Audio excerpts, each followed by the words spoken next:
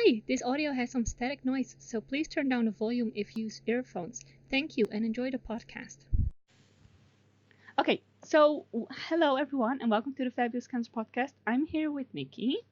And again, like we just talked, but I'm just so happy to talk to you today. I want to ask if you can tell a little bit about your life, your story, and how you discovered your cancer and which cancer you have. Okay, so first of all, hey everyone. I'm really glad to be here as well. It's so nice to talk to you again. Thank you. And I was diagnosed with a crossed form of Burkitt's lymphoma and Burkitt's leukemia in 2006 for the first time. At that time, I was 11 years old. I was always a really skinny person, but I lost a lot of weight at that time. So at first, a lot of people thought I was anorexic and sent me to a mental hospital, where they released me 2 days later because they told everyone I was eating healthy, actually even more than I should. Oh my god, wow, that's crazy. Yeah, and well, I kept on losing weight and pretty much got constantly sick because like I had the flu or a fever for 2 weeks or something, and then it got a little better after I was on antibiotics. Right. But I was still tired all the time. Yeah. And still lost weight, but I didn't think much about it, so I kept on going to school, and one morning I was so tired that my mom had to wake me with a bucket of cold water, pouring it over me.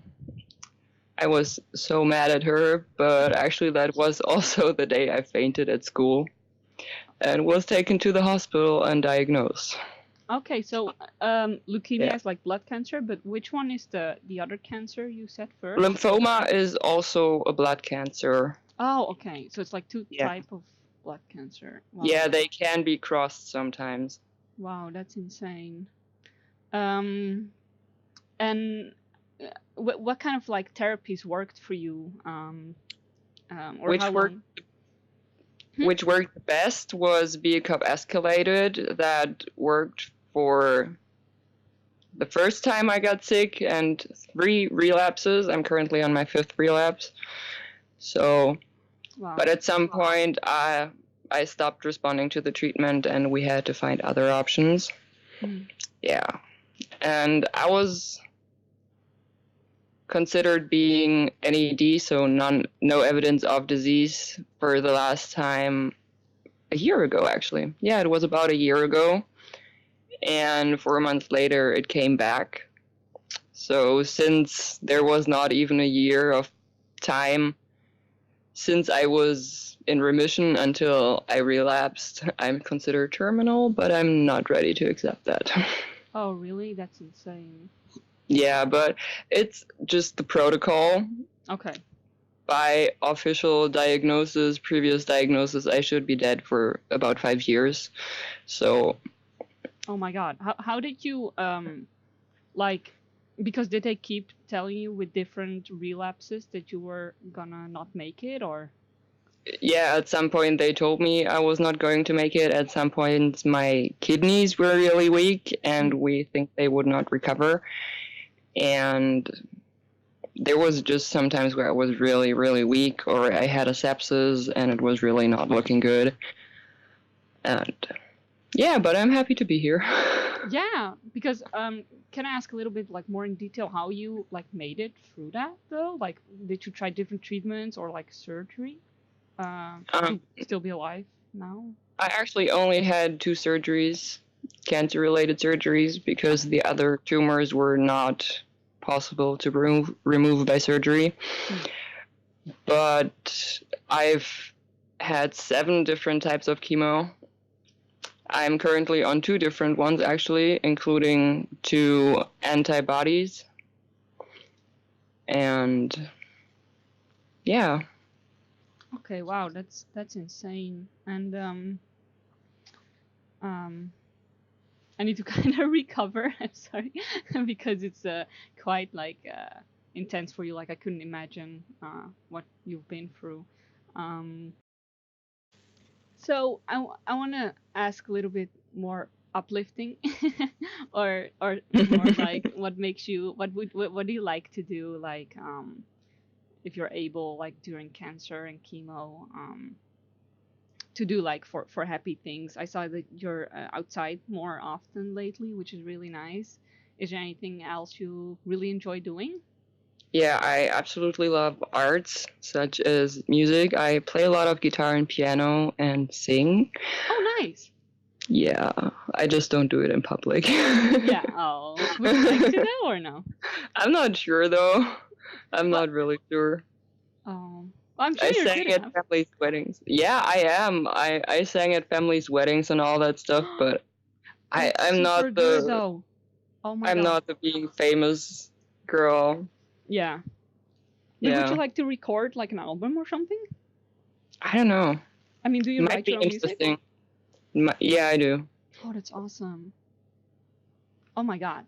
Nice. Okay. And is there more stuff that like you'd like to accomplish in life, or like would like to do more anything specific, or um One main goal is that somewhere in the future, I want sick people being treated equal to healthy people. And I don't only mean cancer affected people, but also chronically sick people, because all of those people are kind of left out of society. mhm. And all we people get is the pity stares and questions that are quite inappropriate most of the time. So Yeah. that would be a big goal, and also to improve the mental health system, because for the most part there isn't really one, or society tells you to be ashamed, that you have to feel ashamed if you need help with your mental health.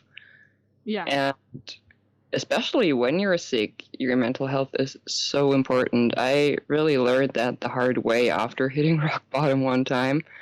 And you can become physically healthy if your mental health is not at least in the right direction, I think. Yeah, exactly. Yeah. Yeah, I had the same with a surgery. I had to get surgery when I was 18, and I was too shy to like leave the house if I didn't. So I was like, well, first I'm gonna get the surgery before I'm gonna leave the house and all this stuff. And even then I had the surgery, and then I still didn't leave the house. So I mean, I think it's important, absolutely, and especially what you're saying is that there's so much. How do I say that? uh, like people look down on you or something, if people are talking about mental health or something like that. It's like it's very easy to say, well, get over it, or stop moaning, complaining, even though everyone's dealing with something, and Right.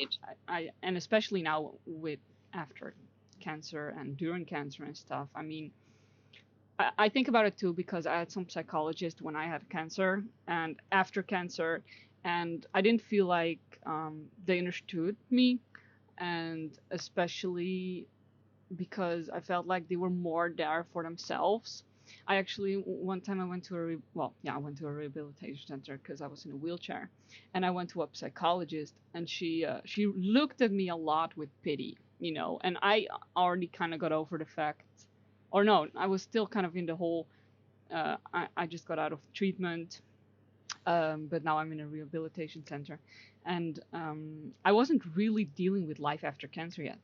And she really asked me like in detail, like, oh, how was cancer for you? And because I had cancer when I was 11 as well, and how did you feel about that? And how did you, really digging in my emotions? And I'm like, oh my god, I'm here literally to learn how to walk, And she looked at me with a lot of pity and stuff. I'm like, I don't want to talk about this.